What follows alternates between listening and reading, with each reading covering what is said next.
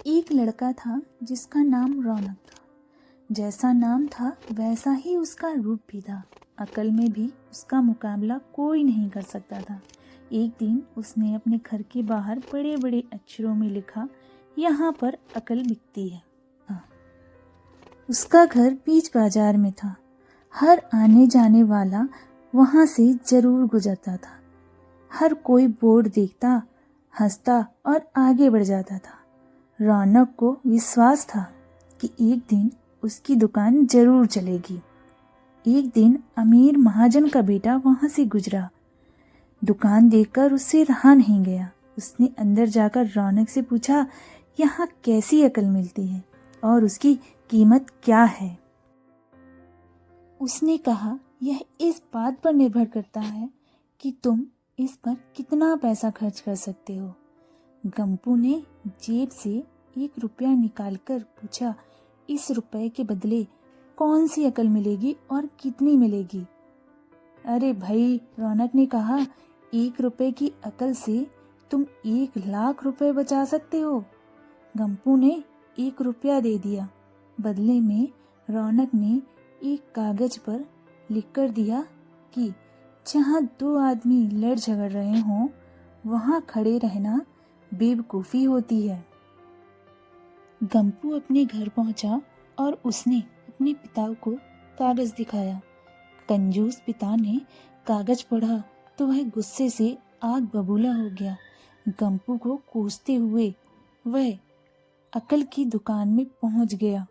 कागज की पर्ची रौनक के सामने फेंकते हुए चिल्लाया, वह रुपया लौटा दो जो मेरे बेटे ने तुम्हें दिया था। रौनक ने कहा, ठीक है, लौटा देता हूँ, लेकिन मेरी एक शर्त है। जो भी मैंने पर्ची में लिखा था तुम्हारा बेटा उस सलाह को अमल नहीं करेगा। कंजूस महाजन ने वादा किया। महाजन के वादा करने पर रौनक ने उसे रुपया वापस कर दिया। उस नगर के राजा की 2 रानियां थीं। एक दिन राजा अपनी रानियों के साथ चौरी बाजार से गुजरा। दोनों रानियों को हीरो का हार पसंद आ गया। दोनों ने सोचा, महल पहुंचकर अपनी दासी को भेजकर हार मंगवा लूंगी। संयोग से हुआ क्या कि दोनों ही दासियां एक ही समय पर हार लेने पहुंच गईं। बड़ी रानी की दासी बोली, मैं बड़ी रानी की सेवा करती हूँ, इसलिए हार मैं लेकर जाऊंगी। दूसरी बोली, पर राजा तो छोटी रानी को ज्यादा प्यार करते हैं, इसलिए हार पर मेरा हक है। गंपू उसी दुकान के पास खड़ा था। उसने दासियों को लड़ते झगड़ते हुए देखा। दोनों दासियों ने कहा वे अपनी रानियों से शिकायत करेंगी। जब बिना फैसले के वे दोनों जा रही थी, उन्होंने गंपू से कहा, तुम गवाह रहना। दासियों ने रानी से शिकायत की। राजा ने दासियों की खबर लेने के लिए दासियों को बुलवाया। दासियों ने कहा, गंपू से पूछ लो, वो वहीं पर था। वो इस बात का गवाह है क्योंकि वो वहां पर मौजूद था। राजा ने कहा, बुलाओ गंपू को, गवाही के लिए कल ही झगड़े का निपटारा होगा।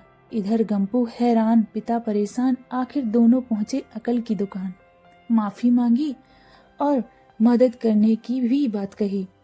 रौनक ने कहा, मदद तो मैं कर दूं, पर अब जो मैं अकल दूंगा उसकी कीमत पूरे 5,000 रुपए होगी। मरता क्या न करता। कंजूस पिता के कुड़ते हुए कुछ न हुआ। उसने 5,000 रुपए निकालकर रौनक को दे दिए और रौनक ने अकल दी कि गवाही के समय गंपू को पागलपन का नाटक करना होगा और दासियों के विरुद्ध कुछ भी न कहे, यही सही रहेगा।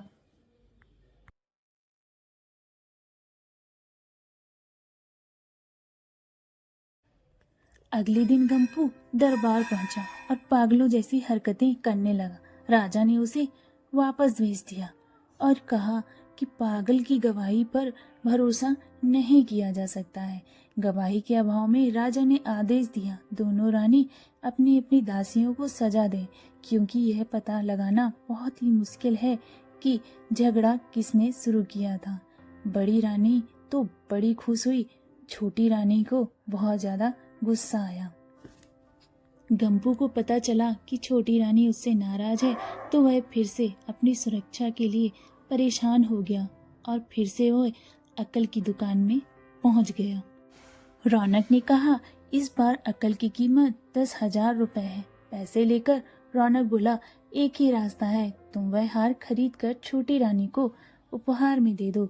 गंपू सकते में आ गया, बोला, अरे ऐसा कैसे हो सकता है, उसकी कीमत तो 1,00,000 रुपए है। रौनक बोला, कहा था ना उस दिन जब तुम पहली बार आए थे कि 1 रुपए की अकल से तुम 1,00,000 रुपए बचा सकते हो। इधर गंपू को हार खरीदकर भेंट करना पड़ा, उधर अकल की दुकान चल पड़ी और कंजूस महाजन सिर पीट कर रह